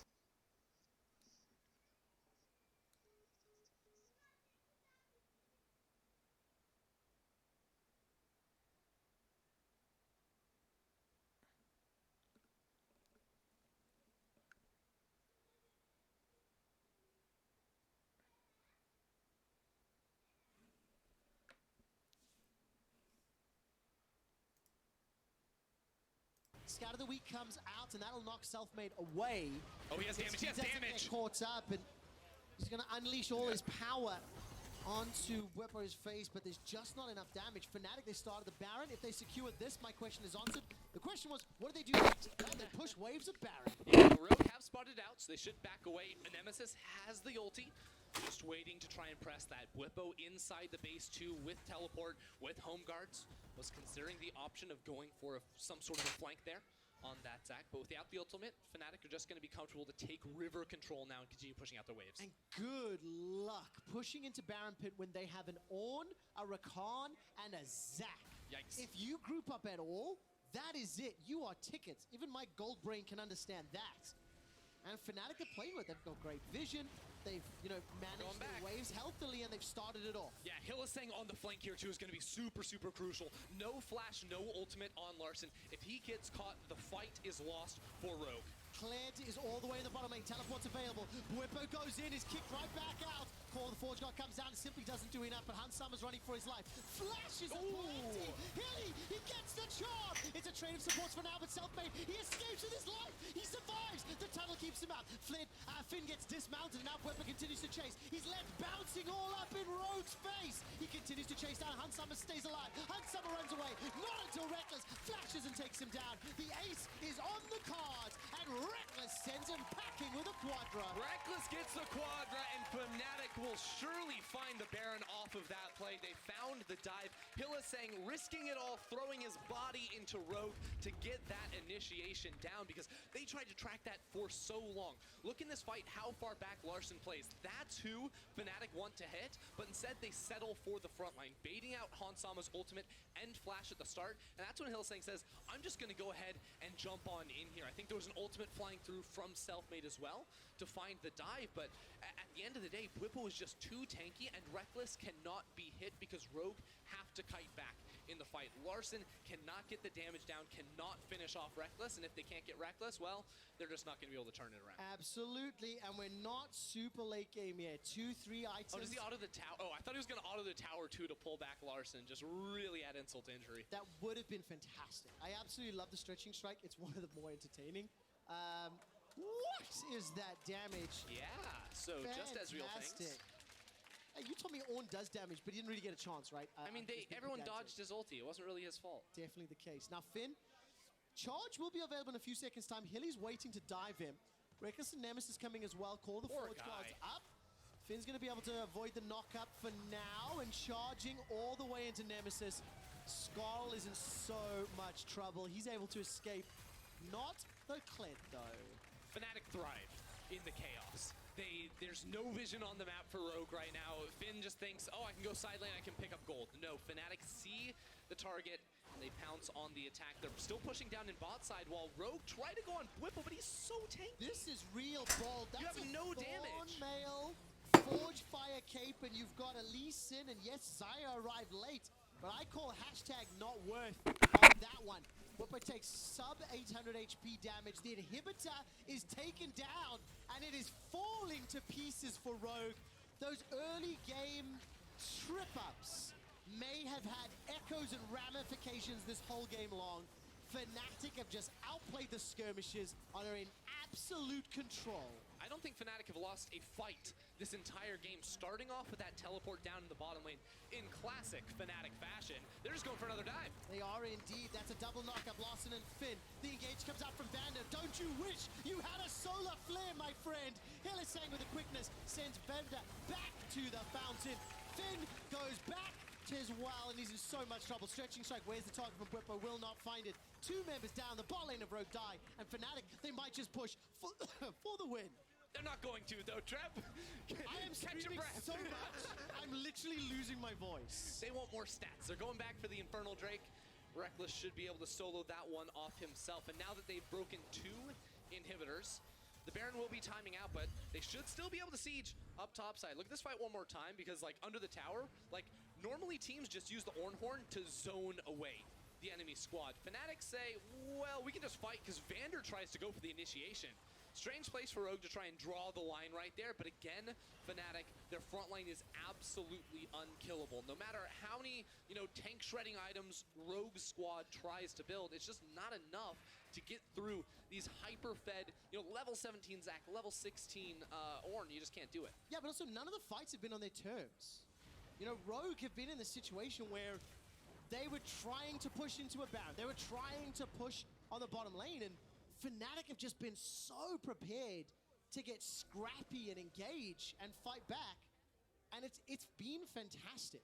I also just feel like Fnatic seem very decisive, right? From that player on the bottom lane. Yes. Sometimes to a fault, right? Whippo running under that tower and just dying for no reason, but as a team, they are playing together. When they say fight, they go fight, and Rogue looks scattered. Yeah, they really do. The kickback was decent, but it doesn't matter. Whippo's just so tanky. It will not impact him. That's a knock-up until Larssen. The Brittle's available. Solar Flare comes down. Defensive flash from Larssen, and Vander was sent back to the fountain. Let's bounce once again.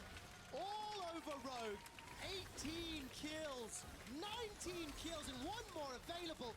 The stretching strike catches on Inspired. Oh, as Penta, well. Penta! Looking for it, look for the dive. Not gonna get it just yet. Aren't they gonna think about it? Reckless is chasing, is looking for it. The arcane shift is available to him, but Come the kills coming back on! up. Come on! Oh, the BM not gonna do it. Is it earned?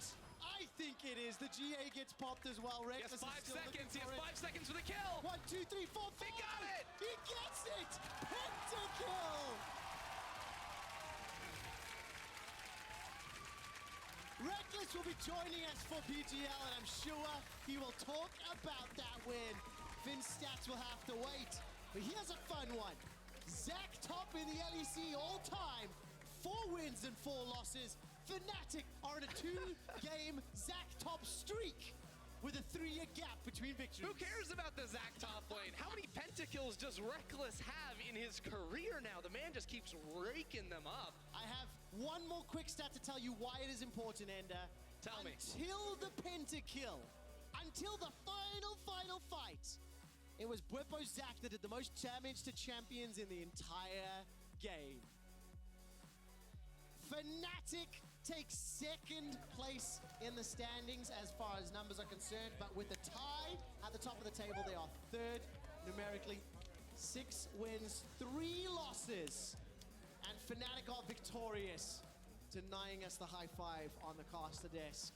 There we go. Thank you, gentlemen. Congratulations. Very nicely done. That was the saddest attempt. attempt to get a high five from pro players I've ever seen. I had to beg. Going. But I need to turn my attention to But Rogue not against a because their early game What does Whipple had pick here against the the Kled? Because I have no idea. Wait, set is still It open. is open. If you want to hear some fun, it was very direct. Tam kaymış ne diyeceksin?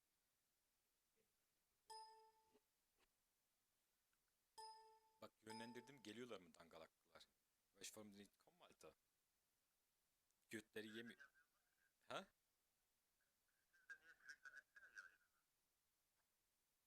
As far as numbers are concerned, but with a tie. Top lane doesn't suck. You're just. And he's one of the members of the Kia player of the game. You can vote from @LEC along with Nemesis and Reckless. That was another very, very entertaining, very fun game to watch. And it was particularly impressive for me to see how Fnatic handled Rogue's pressure in the early game. It was Rogue making the first few plays. They got the first tower. They got the first dragon. Finn almost got the first blood, but Fnatic didn't care. Yeah, I mean, Fnatic were just like, hey, Nemesis, can you come up to top lane real quick? We're going to get the kill. Hey, Bwipo, you want a TP bot? Like, Yes. as a team, this team is really looking in sync right now. And it's very exciting because Reckless is going to be joining us on PGL, so stay tuned for that one.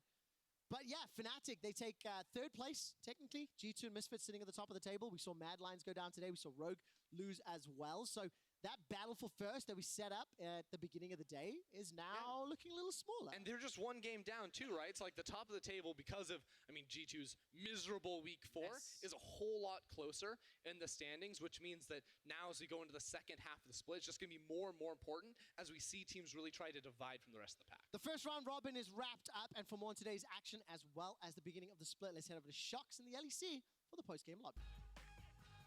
and the end.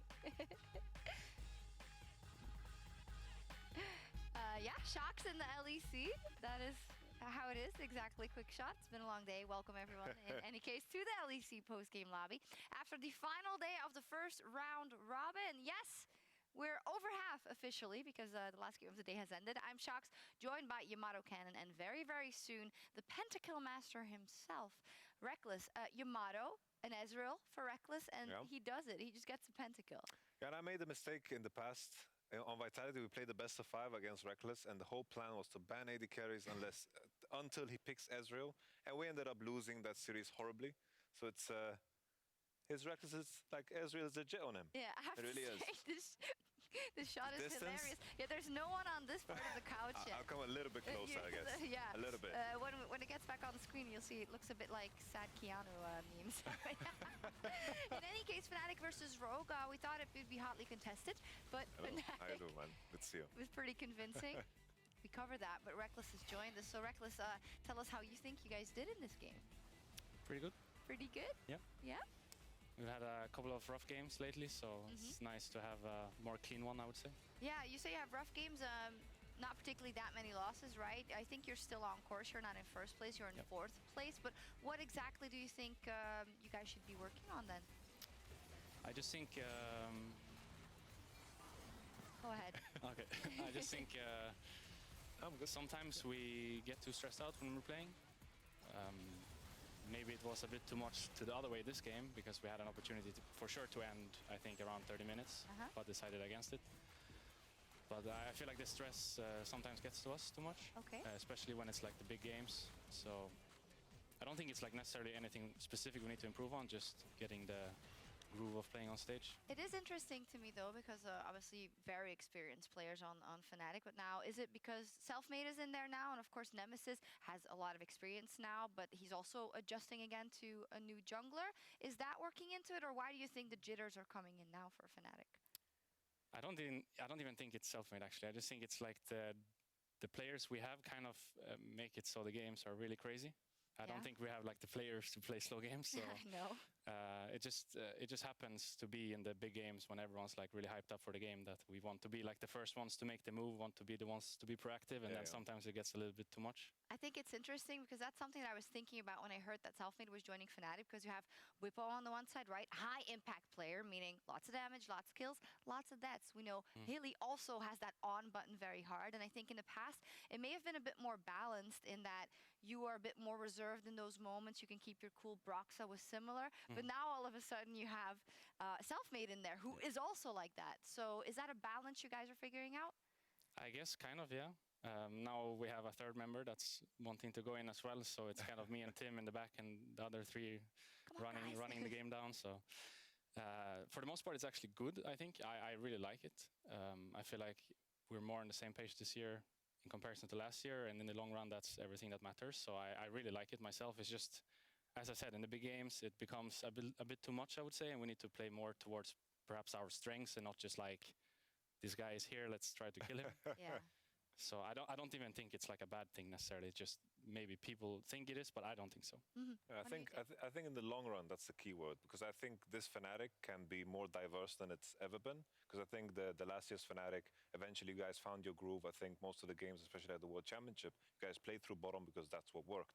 I feel like now with Selfmade, there is some potential to make a 2v2 in mid lane work, to play for Whippo to work, and I think that diversity is going to help in the long run. And I think now it's all about finding that balance. I would rather try to play here and sometimes be here than something just being here all the time. So I think it's the right approach. I agree. I was feeling terrible when I saw like all the comments towards Hilly, for example. I just feel like it's weird because he has so many good games. So when he has like one bad game, I don't think it should be the end of the world, or it should like overlook the games that he played really well. So I would like them to know that I like the way they play the game. Okay. And I don't mind, you know, when we have games like this where we don't have like the best game, because after all, it's just like a regular season. So if anything, I think it helps us to find kind of what we want to be for playoffs, rather than if we like constantly strive for this perfect game in games that in the end don't really matter so much. Like obviously the wins are good and all, but once you get there to the playoff game, it doesn't really matter if you like end in sixth or first, because if you come in with the right mindset, that will get you far enough anyways. Yeah, I love that you just took a stand there because it is the truth, but it is a project that you're working towards, right? And it doesn't have to be perfect right now. What was pretty perfect, though, was your Ezreal play, I would say. You got a penta, first of the split, 8th in your career so far. I think that's probably across European LCS, LEC. I don't know if international tournaments are in there, but I have no idea. I have no idea either, but... But it's been a while, I think, since yeah. I made it. Actually, it was last year spring, so. Okay, well, Yeah, 8th on the for... date You, that's a while. Huh? Yeah, it's Collecting a them, while. like, can't even keep count of them, man. Were there a couple of fights before this that you were like, oh, I could have gotten one, so here I really have to do it? Because you had a quadra just Yeah, I had a quadra, but that quadra was not really me, I feel like. I kind of just got the last hits in the end. To be fair, this one was kind of the same, but... But you are a marksman, so that's kind of your Yeah, job. it's just when you play these kind of compositions where you have basically 4 tanks, it's so easy to play AD carry. It's crazy.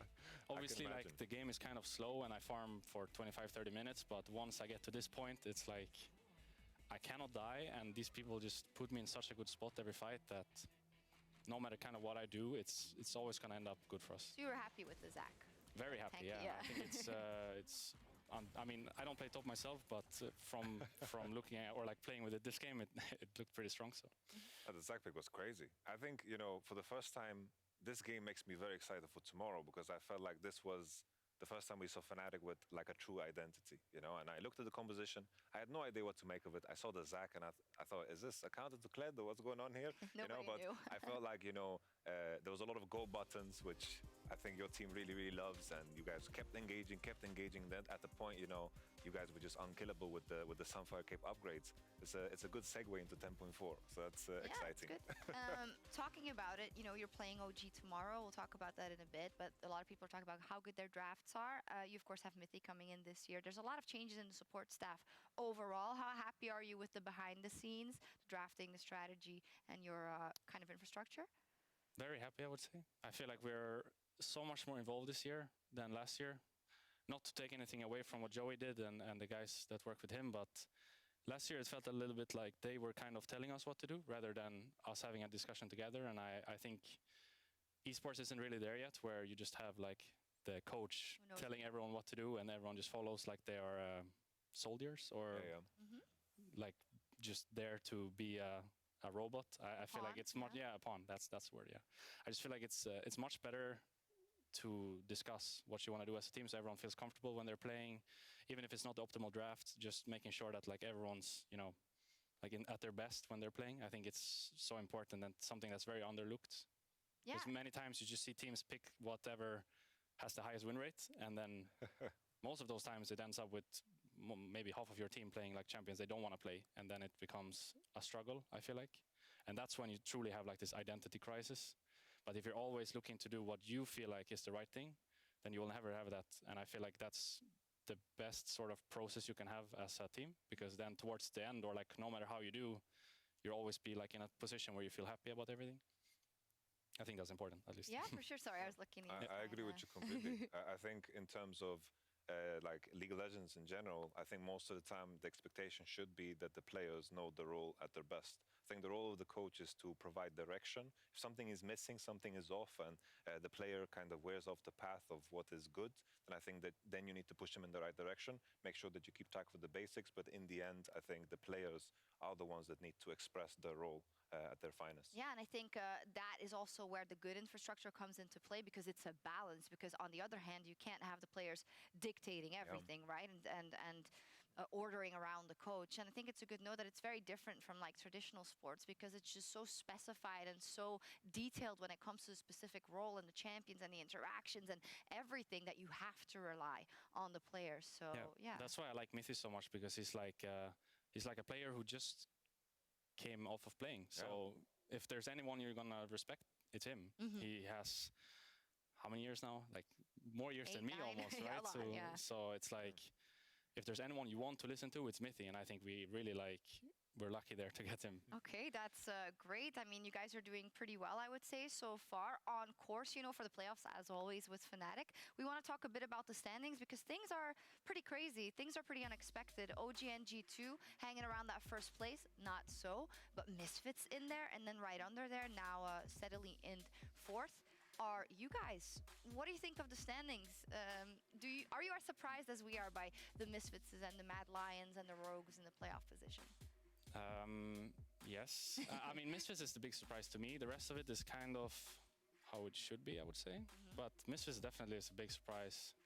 Like when you watch them play, they actually look really good. So by now, I guess we shouldn't be surprised anymore, because I don't think they're getting these wins by the enemy team disrespecting them or the enemy team not playing good on the day. I actually think when I'm watching these games that these guys know what they're doing, and you know, they should get credit for that. But I didn't expect it going into the split to see them there. All right, we'll see how it evolves. Now, when we look at the top of the table and going to playoffs, which you alluded to already, of course, G2 has been reigning supreme here. Last year, got very close between you two. How strong do you think they are this spring split? Probably